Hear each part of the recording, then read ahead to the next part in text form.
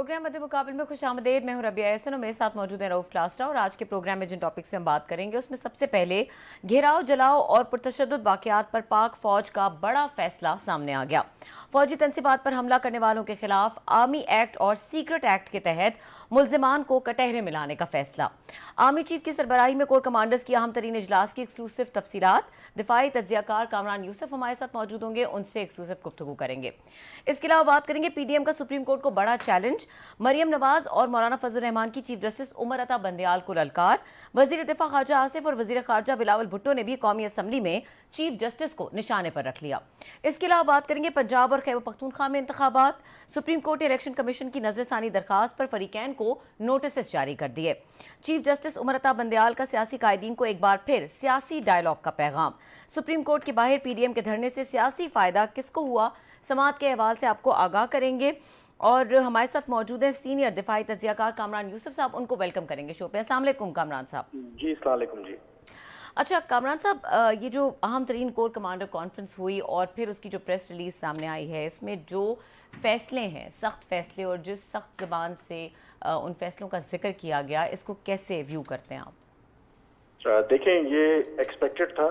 जो कुछ इमरान खान की गिरफ्तारी के बाद 9 मई को वाकयात हुए, और एक लिहाज से अगर आप खुद भी देखें तो जो प्रेस रिलीज भी है आईएसपीआर की, उन्होंने कहा कि ये स्पेशल कोर कमांडर्स कॉन्फ्रेंस थी। यूजुअली महीने में एक कोर कमांडर्स की जो रूटीन की प्रेस कॉन्फ्रेंस होती है, लेकिन ये स्पेशल कोर कमांडर्स कॉन्फ्रेंस थी, और इसका जो एजेंडा था वो यही था कि जो इमरान खान की गिरफ्तारी के बाद जो फौजी तनसीबात पर इमरान खान के जो सपोर्टर्स थे उन्होंने हमले किए, और उसके नतीजे में आई थिंक जो सबसे बड़ी इसके अंदर खबर है और एक क्लियर हिंट है कि वो लोग जो इसमें मुलविस थे, या आर्मी के मुताबिक जिन लोगों ने इसमें प्लानिंग की, क्योंकि इस प्रेस रिलीज के मुताबिक ये वाजे है कि ये कोई एक होता है ना कि स्पॉन्टेनियस किस्म का रिएक्शन नहीं था।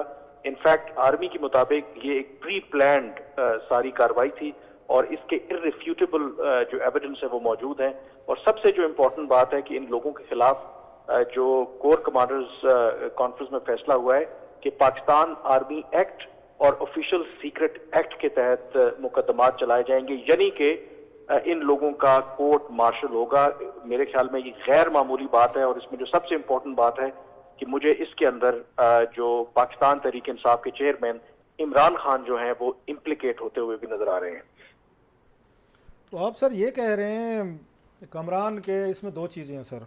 एक तो आपने कहा जैसे कि आर्मी एक्ट के तहत इमरान खान साहब पे या दीगर लोगों पे जो उन्होंने परसों मेरा ख्याल खिताब किया था, शायद उसको बुनियाद बना के कोई उन पे केस किया जाए, जो लग रही इंडिकेशंस आ रहे हैं जैसे आपने इसकी आपने इंटरप्रिटेशन की। एक दूसरी और चीज़ है बड़ी इसमें इंपॉर्टेंट, वो है ऑफिशियल सीक्रेट एक्ट के तहत भी कार्रवाई की जाएगी। अब ये ऑफिशियल सीक्रेट एक्ट जो है ये सरकारी मुलाजमीन पर लगता है, या सिविलियन है, ब्यूरोक्रेट्स हूँ, या मिलिट्री के लोग हूँ, या जो भी सिविल सर्विस में या हुकूमत पाकिस्तान के किसी भी इदारे में हूँ।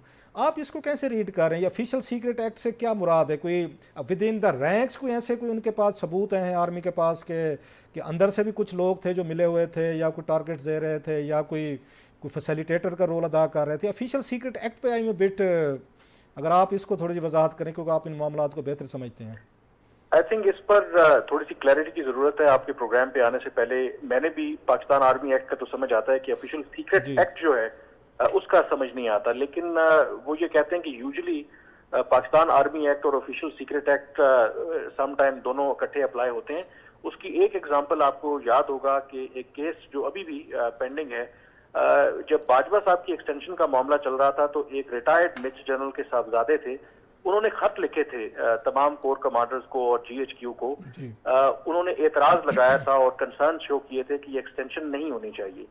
तो उन जो शख्स के खिलाफ, उन इंडिविजुअल के खिलाफ पाकिस्तान आर्मी एक्ट और ऑफिशियल सीक्रेट एक्ट के तहत उनका मिलिट्री ट्रायल हुआ था, और उनको गालिबन मेरे ख्याल में 5 या 7 साल सजा भी दी कि अभी भी वो जेल में है। तो इसका मतलब है कि ये इसकी मिसाल एक नजीर मौजूद है, और कि जो सिविलियंस हैं, लेकिन इसके अंदर एक जो कैच है जो मैं और भी पता कर रहा था कि इसकी जो मंजूरी है कि किसी सिविलियन को अगर आपने ट्राई करना है अंडर आर्मी एक्ट या ऑफिशियल सीक्रेट एक्ट, तो उसकी मंजूरी जो है वो फेडरल गवर्नमेंट देगी।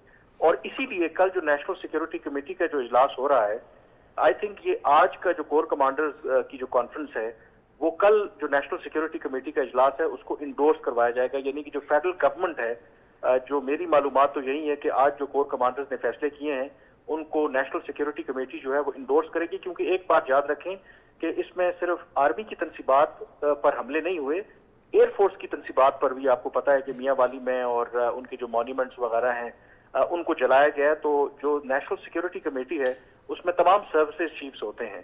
तो कल जो मेरी मालूमात यही है कि नेशनल सिक्योरिटी कमेटी से बाकायदा तौर पर ये मंजूरी लेंगे और उसके बाद फिर बाकायदा तौर पर इन लोगों के खिलाफ जो है कमरान, वो आपने कार्रवाई होगी। अभी बात की कि ऑफिशियल सीक्रेट एक्ट पे, अगर आपको याद हो, आपसे बेहतर किसी को नहीं होगा, जब जनरल बाजवा साहब के दौर में कुछ या टॉप के कोई मिलिट्री ऑफिसर्स थे, उनको सजाएं दी गई थी, एस्पिनाज के चार्जेस लगे थे, कोई रिटायर्ड लेफ्टिनेंट जनरल भी थे, कोई ब्रिगेडियर भी थे, कोई डॉक्टर्स भी थे। आपको पता है कि किसी को 14 साल सजा दी गई थी, किसी को कुछ में। जो लेफ्टिनेंट जनरल साहब थे, वो जिन पे ये इल्ज़ाम लगा था अमेरिकन के एस्पिनाज का, उनको ये इसी ऑफिशियल सीक्रेट एक्ट के तहत ये प्रोसेस किया गया था, उन्हीं पे यही एक्ट लगा था। मुझे याद है क्योंकि हमने उसको रिपोर्ट भी किया था, उसकी पूरी पटिशन भी पढ़ी थी, मैंने सारी चीज़ें देखी थी। तो ये उन्होंने अप्लाई किया था, अपने जो लोग हैं उनके अपने जो सर्विस के लोग हैं, इवन एस्पिनाज चार्जेस को इट वाज डेल्ट अंडर ये ऑफिशियल सीक्रेट एक्ट। तो आपको लगता नहीं है कि अभी भी कोई इस तरह के कुछ सिम्टम्स हैं, जिस तरह उन्होंने क्लियर कहा है कि ऑफिशियल सीक्रेट एक्ट जो है ये सिविलियन की बजाय तो मोस्टली, जो मेरी अंडरस्टैंडिंग है, मे बी रॉन्ग, आप मुझसे बेहतर इन मामला को समझते हैं, ये तो सर्विंग या रिटायर्ड पे लगता होता है कि आपने एक हलफ लिया हुआ था, ओथ लिया हुआ था कि फलां फलां इंफॉर्मेशन या फलां फलां चीज़ें आप इनको लीक नहीं करेंगे, आप किसी डिवल्ज नहीं करेंगे, किसी के साथ शेयर नहीं करेंगे। यही है ना ऑफिशियल सीक्रेट एक्ट। तो वो तो उन्हीं पे लगेगा जो सर्विस में है या सर्विस से निकल गए हैं, लेकिन फिर भी उन्होंने कोई सीक्रेट शेयर किए हैं। सर देखिए, इसके अंदर जो मुझे लगता है कि एक रूम छोड़ा गया है। आप बिल्कुल ये बात ठीक कह रहे हैं, क्योंकि ये बात तो आपको पता है कि माजी में भी ये होता रहा। इवन जनरल मुशर्रफ के ऊपर आपको पता है कि जो कातलाना हमला रावलपिंडी के अंदर हुआ था, उसमें कुछ फौज के अंदर से इनसाइड जॉब और एयरफोर्स के कुछ जूनियर रैंक के जो ऑफिसर्स थे, ऑफिशियल्स थे, वो इन्वॉल्व थे। तो मुझे लगता है कि इसके अंदर एक रूम छोड़ा गया है कि अगर हो सकता है कि फौज के अंदर से भी कुछ लोग ने फैसिलिटेट किया हो इन मुजाहिरीन को, तो ये उसके अंदर जो रूम है शायद इसलिए छोड़ा गया है। क्योंकि ये अगर स्टेटमेंट को आप और देखें ना कि उसमें यही कहा गया है कि जो कोर कमांडर्स ने जो अयादा किया है कि इस खिलौने जो भी कार्रवाइयां हैं उसके पीछे जो भी लोग मुलविस हैं, उनका जो under relevant laws of Pakistan including Pakistan army act and official secret act. तो इसका मतलब है कि हो सकता है कि अगर चंद individuals within the establishment अगर उन्होंने किया है, ताकि वो फिर वो भी उसके अंदर वो इम्प्लीकेट हो जाएं। तो इसकी जो वजाहत है, आई एम श्योर कि वो वक्त के साथ पता लगेगी, लेकिन लगता यही है कि जो एस्टेब्लिशमेंट है, ये जो फौज है, they are very serious to pursue this case. अच्छा कमरान, आज हमारे दोस्त हैं, आपके भी हैं, एंड वेरी गुड रिपोर्टर है मस्त से सर, डॉन के सजाद बाकर साहब हैं। उन्होंने एक ट्वीट किया हुआ था, आपने देखा होगा, जिसमें वो ये कहते हैं कि इनकी आर्मी चीफ की जो इमारात के सदर हैं वहाँ पे, इसके यूएई के, उनसे बात हुई है, कॉल पे बात हुई है, और उन्होंने ऑफ़र किया है यूएई के प्रेसिडेंट ने या उनके जो हेड ऑफ स्टेट हैं कि पाकिस्तान के मौजूदा इस वक्त पॉलिटिकल ये सिचुएशन है, हम इसमें कोई इसको डिफ्यूज़ करने के लिए रोल अदा कर सकते हैं। और उसके बाकर के मुताबिक पाकिस्तान आर्मी चीफ ने कुछ ज़्यादा इस पर कोई पॉजिटिव रिस्पांस नहीं दिया, जिसके बाद ये हमने देखा प्रेस रिलीज भी उसके बाद ही उनसे गुफ्तगू के बाद उस बाद आया है। और आपको पता है Baqar is a very quite reliable and very authentic reporter. तो how do you view that कि मतलब है कि आर्मी इस दफ़ा दे मीन बिजनेस नथिंग, वो कहते हैं ना, कोई आपकी दफ़ा कोई रियायत के मूड में नहीं है कि अगर वहाँ से कॉल आई भी है और उसको तो फिर भी उन्होंने उस पर ज़्यादा रिस्पांस नहीं किया और इतनी बड़ी सख्त प्रेस रिलीज सामने आई है। देखिए, उसमें ना सिर्फ यूएई जो पाकिस्तान के दोस्त ममालिक हैं, आपको पता है कि उनको पाकिस्तान के अंदर जो भी सिचुएशन है वो कंसर्न तो रहता है। अगर आप देखें कि चीन के वज़ीर ख़ारजा ने हाल ही में दौरा किया था, तो उन्होंने पब्लिकली ये कंसर्न शो किया और उन्होंने कहा कि पाकिस्तान के जो हालात हैं बेहतर है कि एक कंसेंसस डेवलप किया जाए। लेकिन उसके अगले ही रोज, 2 रोज के बाद गालिबन इमरान खान साहब को गिरफ्तार कर लिया गया था। तो इसका मतलब है कि बेशक पाकिस्तान के जो दोस्त ममालिक हैं, जो भी वो पाकिस्तान को एक फ्रेंडली एडवाइस दे रहे हैं, लेकिन शायद इमरान खान और जो एस्टेब्लिशमेंट जो मौजूदा है, चीजें इनके दरमियान मेरे ख्याल में पॉइंट ऑफ नो रिटर्न पे हैं।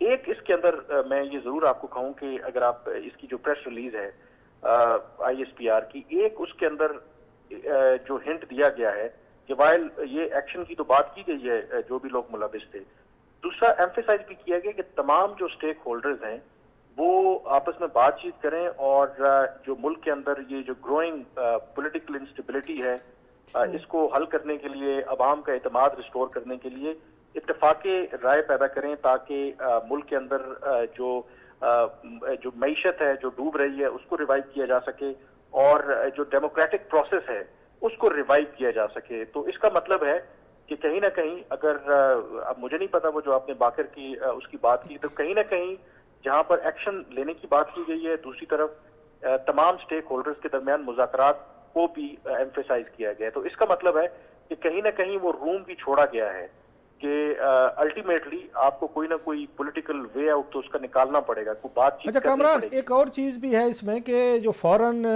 वो बताया जा रहा है वो जालिम खलीलज़ादा के जो ट्वीट्स हैं, मतलब अनप्रेसिडेंटेड के कोई इस तरह डिप्लोमेट्स जो है, एक साबिक डिप्लोमेट्स जो वाइट हाउस या उनके एडमिनिस्ट्रेशन के साथ अटैच रहे हैं, उनके ट्वीट्स, फिर हम देखते हैं इमरान खान साहब का वो इंटरव्यूज़ जो हैं जो उन्होंने अदालत के अंदर दिया था, जिसमें उन्होंने कहा था कि एक ही आदमी जो आर्मी चीफ जो हैं वो सारे क्राइसिस के ज़िम्मेदार हैं, वही मेरे खिलाफ कार्रवाइयाँ कर रहे हैं। अब इसमें भी ये इसी तरह का जिक्र है कि कोई बाहर से भी चीज़ें हो रही हैं अगेंस्ट इसके आर्मी के या मिलिट्री चीफ के।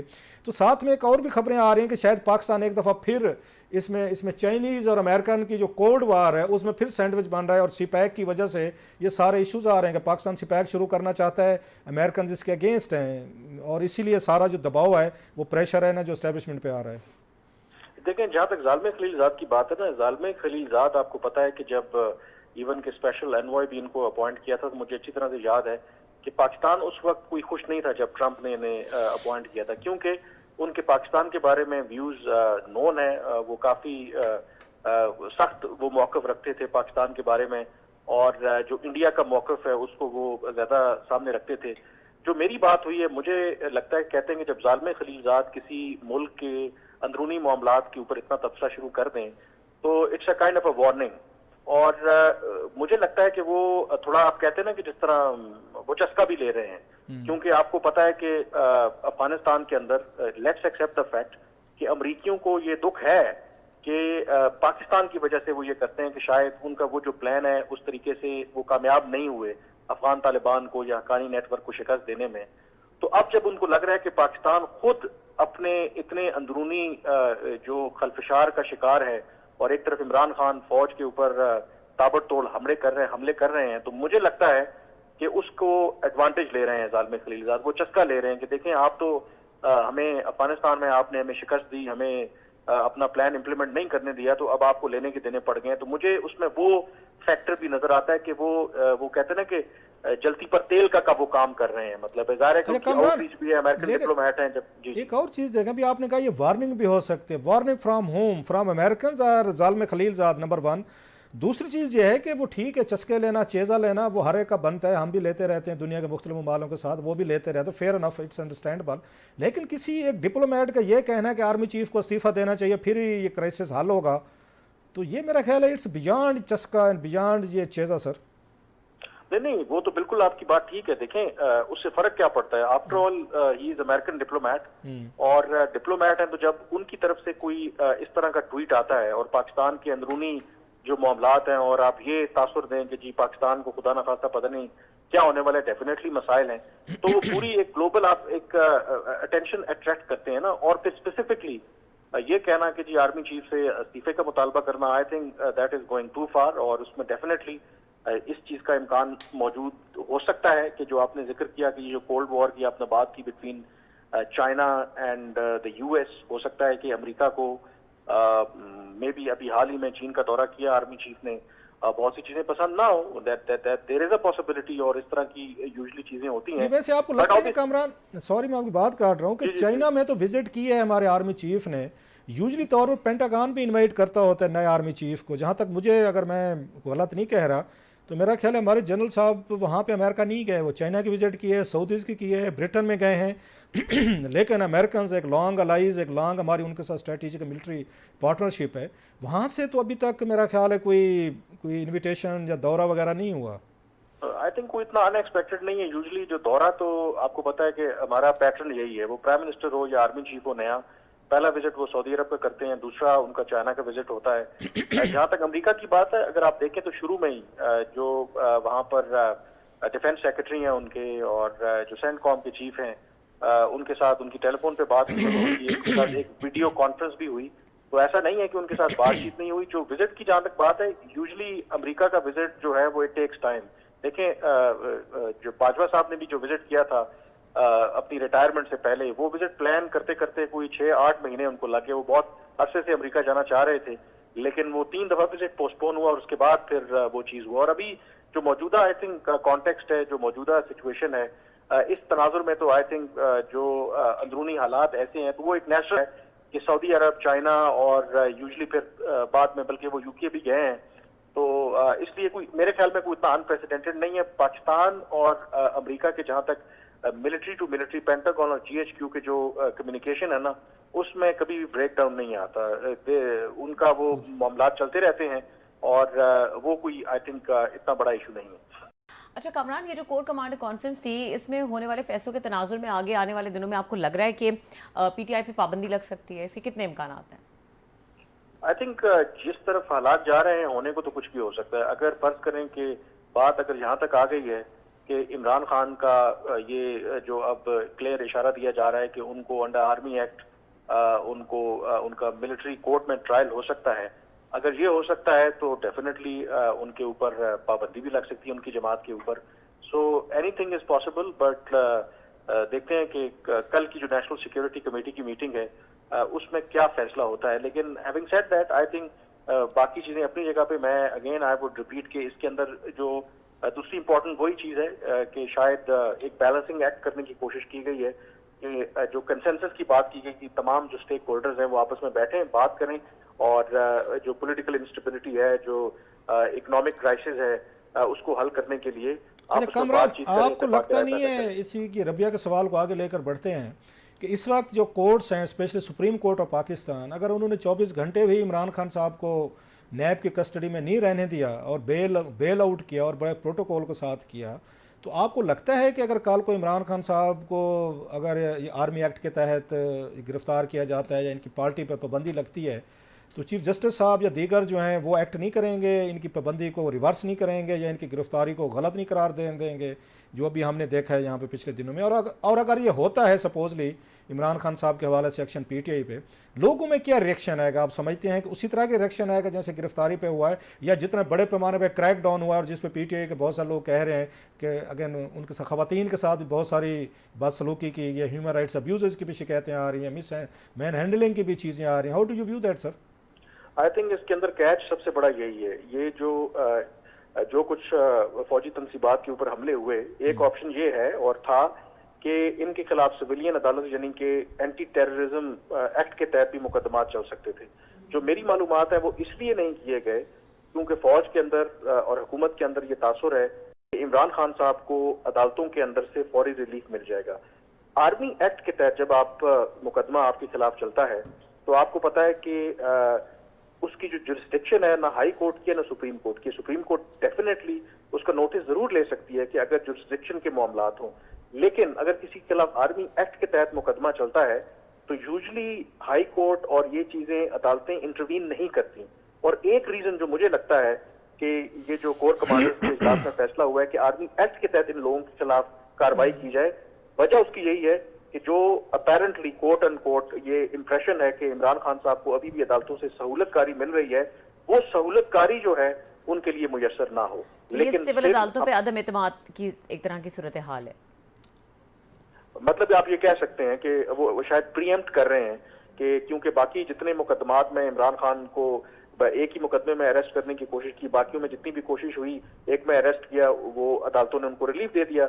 लेकिन आर्मी एक्ट के तहत मेरी एक सीनियर वकील से भी बात हो रही थी कि अगर कार्रवाई होती है तो शायद आला अदलिया के लिए इतना आसान भी नहीं होगा कि जैसे एकदम से उन्होंने रिलीफ दे दिया, गिवन द फैक्ट के जो इमेजेस हैं, जो मनाजिर हैं, पाकिस्तान की तारीख में कभी ऐसा नहीं हुआ कि इस तरह फौजी तनसीबात के ऊपर हमले हुए हों और उसको इग्नोर करके फौज जो है, जो अदालतें हैं, वो किसी किस्म का रिलीफ दें। और आज अगर आप सुप्रीम कोर्ट के अंदर जो भी प्रोसीडिंग्स हुई तो थोड़ा सा अगर आप देखें तो चीफ जस्टिस का जो रवैया है उसमें थोड़ी सी तब्दीली आपको लगी और उसकी रीजन यही थी ये शायद वो भी सेंस करते हैं कि फौज की आला क़यादत और रैंक एंड फाइल के अंदर इस वक्त काफी गमो गुस्सा है कि जो कुछ 9 मई को जो वाकयात हुए, तो शायद उसको कंप्लीटली इग्नोर करना और उनके कंसर्न्स को बिल्कुल इग्नोर कर देना शायद इतना आसान भी नहीं। अच्छा, लास्टली सर, आज जिस तरीके का हमने सुप्रीम कोर्ट के बाहर देखा कि इतनी बड़ी तादाद में मौलाना साहब जो हैं वो बंदे लेकर आए और हुकूमत ने फैसिलिटेट किया, बल्कि हुकूमत का जलसा था, मरियम नवाज साहब ने तकरीर भी की और जो उनका मिशन था, जो प्रेशर डालना था उन पे, बंदियाल साहब पे, वो डाला और उन्होंने मर्जी के आगे डेट भी ले गए। आज तवक्को की जा रही थी कि शायद शहबाज शरीफ साहब या पार्लियामेंट पे तौहीन अदालत के केसेस हों, तो आप समझते हैं कि बंदियाल साहब जो हैं वो दबाव में आते हैं, वो इमरान खान साहब की तरफ से आ जाए या इधर से हुकूमत की तरफ से आ जाए? आज तो बहुत बड़ा इंडिकेशन था कि बंदियाल साहब जैसे आप कह रहे हैं उन्होंने रेस्ट्रेंट का मुजाहरा करते हुए बहुत सारी चीज़ें डेफर की हैं, कोई स्ट्रॉन्ग रिएक्शन नहीं दिया उन्होंने। और इसको स्टेप को कैसे देखते हैं हुकूमत को कि ठीक था कि हुकूमत खुद ही जल्द से जुलूसों पे लग गई है? नहीं, आई डोंट थिंक सो कि ये कोई अच्छा उनकी तरफ से स्टेप था। मेरा ख्याल है कि जिस तरीके की जो इमेजेस हैं कि जो JUIF के जो मुजाहिरीन हैं वो वो छलांगे लगा के वो कर रहे हैं, अपनी गवर्नमेंट है और वो मुजाहरा कर रहे हैं, और ऑलरेडी पाकिस्तान के इमेजेस बहुत दुनिया में पहले बहुत बदनामी रही है, उन्होंने आज पूरी करा दी है। बिल्कुल ठीक बात है। मेरा ख्याल है कि कोई अच्छी ये स्ट्रेटजी नहीं थी। जो बंदियाल साहब का रिएक्शन है, आई डोंट थिंक सो कि उसकी वजह ये मुजाहरा है। आई थिंक उसकी एक बहुत बड़ा फैक्टर जो फौज की क़यादत है उनका मेरे ख्याल में रिएक्शन है। दे ऑल्सो अंडरस्टैंड कि जो कुछ हुआ है शायद इतना चीजें आसान नहीं है। एंड आई थिंक एक जो चीज, लेट्स एक्सेप्ट द फैक्ट कि बिल्कुल आइन और कानून के मुताबिक अमल होना चाहिए, इलेक्शंस होने चाहिए। The bigger question is this country needs political stability, और पॉलिटिकल स्टेबिलिटी मौजूदा सूरत हाल में, जो चीफ जस्टिस ने हिंट भी दिया, अगर आम इंतखाबात होते भी हैं तो क्या उसके नतीजे में जब इतनी डिवीजन है, इतनी तकसीम है, तो क्या बगैर रूल्स ऑफ द गेम के, minimum rules of the game के अगर इलेक्शंस होते हैं तो क्या मुल्क के अंदर स्टेबिलिटी आएगी? बिल्कुल नहीं आएगी। तो इसलिए आई थिंक जो कोर कमांडर्स की कॉन्फ्रेंस में भी और चीफ जस्टिस का भी जो आज के रिमार्क्स हैं, कहीं ना कहीं तमाम जो स्टेक होल्डर्स हैं, तमाम जो सियासी जमातें हैं, उनको मिलकर कोई ना कोई। बहुत शुक्रिया कामरान आपका, थैंक यू वेरी मच जी, आपने ज्वाइन किया। इसी मुज़ाकरात पे पहले भी एम्फेसाइज किया गया था, लेकिन मुज़ाकरात की कोई सिचुएशन बन नहीं सकी कि उससे कोई आउटकम्स निकलते। बहरहाल इस वक्त हो रहा है ब्रेक का, ब्रेक के बाद डिस्कशन को आगे बढ़ाते हैं और जो आने वाले दिनों में पॉसिबिलिटीज़ हो सकती हैं, खास तौर पर PTI की स्ट्रैटेजी के हवाले से उनको डिस्कस करेंगे। हमारे साथ रहिए।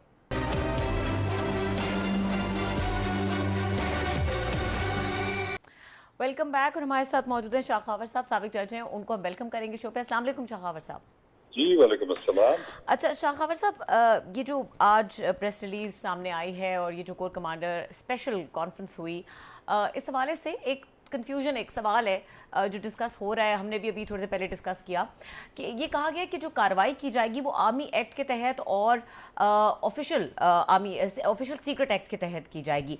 इन दोनों में डिफरेंस ज़रा बताएगा और ये बताएगा कि ये किन किन पे अप्लाई होते हैं। ये वो लोग जो बाहर मौजूद हैं जिन्होंने ये किया है, या आर्मी के अपने इदारे के अंदर भी कुछ लोग ऐसे हो सकते हैं जिन पर कार्रवाई की जाएगी? तो इस हवाले से ये ऑफिशियल सीक्रेट एक्ट का टर्म जो है वो यूज़ हुई है। जी बिल्कुल, ये बड़ा इम्पोर्टेंट है और बड़ा बहुत बड़ी खबर है ये आज की, क्योंकि कोर कमांडर्स कॉन्फ्रेंस जो है ये इसका इनेकाद होना और उनका एक जॉइंट जो है वो एक स्टेटमेंट सामने आना जो है ये बड़ा इम्पोर्टेंट है। इसमें दो तीन चीजें हैं। एक तो ये है कि एक कहीं ना कहीं से कोई तासर देने की कोशिश की जा रही थी कि आर्मी के रैंक्स एंड फाइल में जो है वो कोई डिवीजन है, कोई इख्तलाफ है, लेकिन वो आज कोर कमांडर्स मीटिंग से एक तासर जो है वो तो जाहिर हुआ कि आर्मी जो है उसकी कमांड और कंट्रोल बिल्कुल वो एक मुत्तहिद है।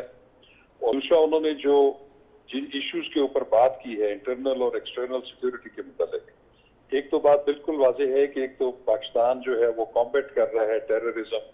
आपने देखा है कि वो काफी दिनों से उनकी इंसर्जेंसीज और उनके अटैक्स हो रहे हैं और उसको बड़ा कामयाबी से आर्म फोर्सेस उसका जो है वो खासतौर पर पाक फौज मुकाबला कर रही है। लेकिन जो पॉलिटिकल फ्रंट पे जो चीजें सामने आई हैं और आपने देखा है कि जो 9 मई को जो बड़े अफसोसनाक वाकयात हुए कि आर्मी की अहम तनसीबात के ऊपर अटैक्स हुए, और उसमें मैं समझता हूँ कि आर्मी ने भी बड़े तहम्मुल का मुजाहरा किया उनको। और ये एलामिया भी है कि आर्मी को जो है वो प्रोवोक किया जा रहा था कि वो उसको रिएक्ट करें, रिटेलिएट करें और बहुत ज्यादा यहाँ पे नुकसान हो। लेकिन एक बात जरूर है कि उन्होंने उस पर मजीद जो है वो जीरो टॉलरेंस का जो है वो ऐलान किया है कि हम मजीद इस पर बर्दाश्त नहीं करेंगे। और खास तौर पे वो जिन्होंने आर्मी की तनसीबात के ऊपर अटैक्स किए हैं उनको आर्मी एक्ट के तहत प्रोसीड करने का जो है उन्होंने ऐलान किया है। असल में ये जितने भी जराइम हैं जो कि हुए हैं उस दिन, दहशतगर्दी के उस जुमरे में भी आते हैं, एंटी टेररिज्म कोड जो एक्ट है 1997, उसके तहत भी इसका ट्रायल हो सकता है। लेकिन चूंकि इनका ताल्लुक जो मुसल्लह अफवाज की तनसीबात से है तो ये आर्मी एक्ट के अंदर भी जुर्म है। आर्मी एक्ट में एक सेक्शन है 2D, उसमें ये लिखा हुआ है कि किस वक्त जो नॉन आर्मी के लोग हैं वो इस एक्ट के तहत प्रोसीड हो सकते हैं। तो उसमें ये बात है ये तनसीबात को नुकसान पहुंचाना या आर्म फोर्सेस के अफसरान और जवानों को जो है बगावत पे उकसाना, और ऑफिशियल सीक्रेट एक्ट का भी उसमें जिक्र है कि कोई ऐसी इंफॉर्मेशन जो कि इंतहाई अहम नौयत की हो, हसास नौयत की हो और जिसके अफशा होने से दुश्मन को फायदा हो तो उसको ऑफिशियल सीक्रेट एक्ट के जुमरे में लाया जा सकता है। तो अब चूंकि ये कंकरेंट जो रिस्ट्रिक्शन है ये सिविलियन लॉ के तहत भी ट्रायल हो सकता है और आर्मी एक्ट के तहत भी ट्रायल हो सकता है, तो फिर ये चॉइस होती है आर्म फोर्सेस की, इस सूरत में पाकिस्तान आर्मी की, कि अगर वो ये क्लेम करें कि इनको हमने प्रोसीड करना है और अपने आर्मी एक्ट के तहत इनके खिलाफ कार्रवाई करनी है तो ये ऐसा कर सकते हैं। तो इसीलिए उन्होंने आज ये ऐलान किया है। और अब ये जो अहम तनसीबात वाले जो मामलात हैं इनको जो है वो पाकिस्तान आर्मी एक्ट के तहत जो है वो एक सर आपने आपने शाखावर से बड़ा तफसील से बताया और आप इन मामलात को माजी में डील भी करते रहे, इन केसेस को आपने देखा भी है, आप as a prosecutor as a defence के तौर पर भी पेश होते रहे वहाँ पे सारी चीज़ें। इसमें यह बताएं कि सिविलियंस के जो ये होंगे उन पे भी ऑफिशियल सीक्रेट एक्ट जो आप बता रहे हैं वो भी अप्लीकेबल होगा कि किसी सिविलियन के पास इंफॉर्मेशन थी शेयर की गई जिससे दुश्मन को फ़ायदा हुआ बकौल आपके, कि अगेन क्योंकि इसमें ज़्यादा अंडरस्टैंडिंग तो ये होती है कि जो आपके सिविल मिलिट्री के आपके सर्विंग या रिटायर्ड लोग हैं उन पे अप्लाई किया जाता है कि आपके पास ड्यूरिंग सर्विस ये राज थे, सीक्रेट थे, आपने उनको अफशा किया, किसी को फैसिलिटेट किया या जो भी, उन पे अप्लाई हो सकता है। और इसके साथ तीसरा सर, ये ट्रायल जो होंगे इनके जिन पे मिलिट्री के इसमें अगर एक्ट के तहत तो फौजी अदालतों में ट्रायल किए जाएंगे और उसमें सज़ाएं कितनी उसमें दी गई हैं आर्मी एक्ट में, अगर ये चीज़ें ये ट्रायल वहाँ पे मिलिट्री करती है, और सिविलियन अदालतों का कोई कंट्रोल होता है या नहीं होता या उनको बह रखा गया है सर? जी ये बड़ा एक अहम सवाल है। जैसे मैंने पहले आप अर्ज किया कि जो आर्मी एक्ट है उसमें वैसे तो आर्मी एक्ट में जो सजाएं और इन्वेस्टिगेशन इंक्वायरीज होती हैं वो तो नॉर्मली आर्म्ड फोर्सेस के जो मेंबर्स होते हैं उनके खिलाफ होती हैं जो कि सर्विंग भी हो और नॉन सर्व और रिटायर्ड भी हो। लेकिन उसमें जो प्रोविजन ये डाली गई है कि सिविलियन जो है वो कब इसके तहत आ सकते हैं, तो वो मैंने आपको पहले अर्ज कर दिया कि वो दो कैटेगरीज हैं। ठीक हो गया एक तो वो ऑफिशियल सीक्रेट एक्ट के तहत वो मुर्तकब पाए जाए या वो आर्म फोर्सेस के अंदर आर्मी के लोगों को उनके अंदर बगावत पे उकसाएं या उन पे उनकी तनसीबात पर अटैक करें, तो फिर वो आर्मी एक्ट के तहत प्रोसीडेबल होते हैं सिविलियंस। अच्छा, उनका क्वेश्चन ये है कि इनको इन्वेस्टिगेशन और ट्रायल कहाँ होगा, तो इसकी investigation under the army act होगा उसी तरह जिस तरह के आर्मी के ऑफिसर्स या ऑफिसर सर्विंग या रिटायर्ड का होता है। एक तो ये बात है। उनकी सजाएं कितनी है सर? इनकी सजाएं जो ट्रायल कोर्ट है जी वो फील्ड जनरल कोर्ट मार्शल होगा। अच्छा, फील्ड जनरल कोर्ट मार्शल में नॉर्मली लेफ्टिनेंट कर्नल या कर्नल रैंक का ऑफिसर प्रिजाइडिंग ऑफिसर होता है, उसके साथ दो और ऑफिसर्स होते हैं, इसमें ब्रांच का नुमाइंदा होता है। तो वो फिर उसी तरह उसका ट्रायल होता है जिस तरह के आर्मी के ऑफिसर्स और ऑफिसर्स का है, और उसकी जो अपील है वो भी आर्मी एक्ट के अंदर उसके हायरार्की मौजूद है। और फाइनल उसमें जो एपेलेट जो फोरम है वो चीफ ऑफ आर्मी स्टाफ होता है। तो इसलिए इसकी जहां तक सजाओं का ताल्लुक है वो तो अभी मेरे सामने कोई ऐसा नहीं है कि वो कितनी सजा हो सकती है। अच्छा सर, लेकिन ये जरूर है जी कि जो ऑफिशियल सीक्रेट की काफी संगीन सजाएं होती हैं।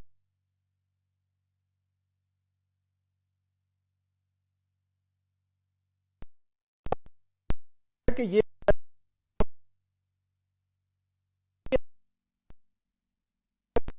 हो सकती है और उन्होंने खुद भी ट्वीट्स किए हैं, अब फौज भी कह रही है जी हम किसी के साथ रियायत नहीं करेंगे, कोई लगती है आपको पॉसिबिलिटी इस तरह की जो परसों उन्होंने देखिए, तकरीर की थी उन्होंने? मेरा मेरा मेरा जाती ख्याल ये है कि वो जो उनका एलामिया आया है जी कि उसमें जिन जिन लोगों ने उनको फैसिलिटेट किया है या इंस्टिगेट किया है या उन्होंने अयानत की है या किसी तरीके से सहूलतकारी की है, तो हम तमाम को उस फोल्ड में ला सकते हैं। अब मैं यकीन से तो ये नहीं कह सकता, लेकिन अगर कोई ऐसी उनके पास इंफॉर्मेशन हो, ऐसी एविडेंस हो, तो इसको आप रूल आउट भी नहीं कर सकते कि उनको भी जो है वो इसी एक्ट के तहत ट्रायल ना किया जाए और इन्वेस्टिगेट ना किया जाए।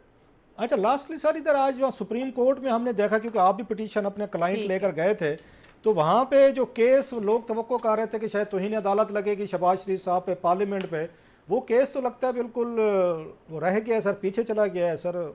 How do you view that? दबाव में आए हैं सर?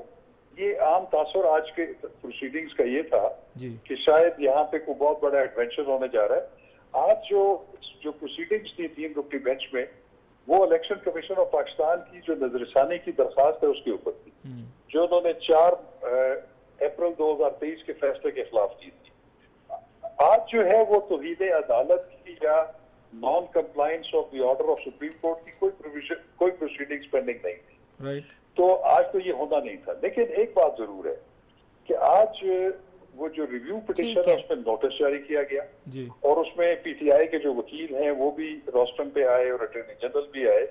तो उन्होंने जो उनके साथ मुकालमा हुआ अली जफर साहब के साथ जी, जब उन्होंने ये इस पे इंसिस्ट किया कि आपका जो हुक्म है उसकी हुक्म अदुली हुई है और आज 14 जो है वो गुजर गई है और उस पर कोई इलेक्शन नहीं हुआ, ठीक है, तो फिर उस पे जो रिमार्क्स आए उन्होंने कहा कि ठीक है ये आइन से इनहराफ जरूर है, लेकिन हमें आइन के अलावा और भी बहुत सारी बातों को देखना होगा। सही, राइट सर। उन्होंने कहा कि पिछले जो 5-6 रोज से जो वाकयात हो रहे हैं उससे भी हम जो है वो सरफे नजर नहीं कर सकते।